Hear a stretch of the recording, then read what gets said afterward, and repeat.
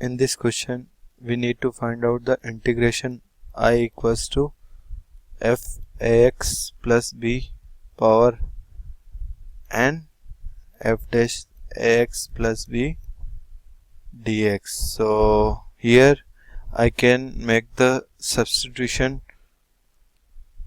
f ax plus b equals to t, then its derivative will be first derivative of the outer function, which is f dash ax plus b, and the derivative of the inner function, which is ax plus b.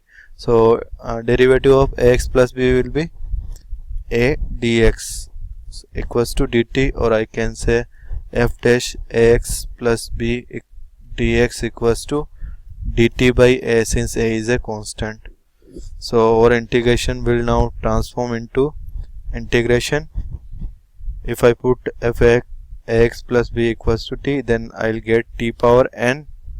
It will be dt by a. So I have 1 by a integration tn dt, and integration of tn dt is tn plus 1 by n plus 1.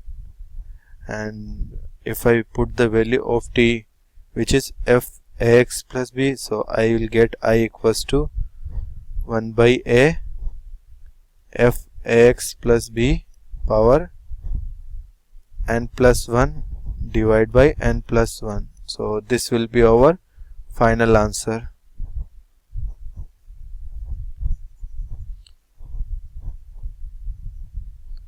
And since the integration constant plus c also there,